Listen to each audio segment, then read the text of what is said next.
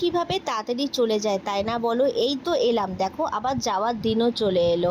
তো যেদিনকে যাব সেদিনকে দেখো এত অঝোরে বৃষ্টি, কি বলবো আর তোমাদেরকে। আমরা যে স্টেশনে এসেছি তাও ভিজে ভিজে এসেছি, আর আসতে না আসতেই 5 মিনিট পরে প্ল্যাটফর্মে কিন্তু আমাদের ট্রেনও চলে এসছে।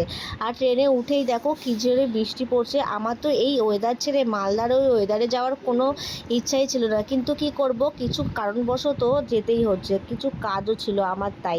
আর মনটাও সেরকম খুব একটা ভালো ছিল না, কেন এবার কিন্তু বেশি দিন থাকতে পারিনি। তো ট্রেনে উঠে উঠে মাম্মামকে মা একটা পপকর্নের প্যাকেট কিনে দিল, সেটাই বসে বসেও খাচ্ছিল, কেন বাড়ির থেকে সেরকম কিছুই নিয়ে আসতে পারিনি। কেন অনেক সকাল সকাল যেহেতু আমাদের ট্রেন ছিল, আর এই গরমের মধ্যে যত ট্রেনটা এগাচ্ছিল ততই যেন গরমটা আরও বেশি লাগছিল।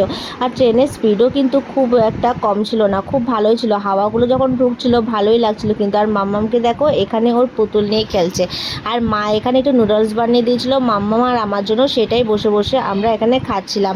আর ট্রেনে প্রচণ্ড পরিমাণে ভিড় ছিল, আর ট্রেনের স্পিডটা, বাইরেটা আবহাওয়াটা দেখে এত ভালো লাগছিল কি বলবো। আর ট্রেনটা যখনই থামছিল তখনই এত গরম লাগছিল। দেখতে দেখতে দেখো মালদা স্টেশনেও আমরা ঢুকে গেছি। তো মালদা স্টেশনে নেমেই তো ভাবছিলাম বাবা এত গরম, কি বলবো আর তোমাদেরকে। তো আমাকে নিতে এসেছিলো আমার হাজব্যান্ড। তো আজকের মতন ভিডিওটা এতটুকুই, দেখা হচ্ছে তোমাদের সাথে নেক্সট একটা ভিডিওতে। টাটা বাবাই।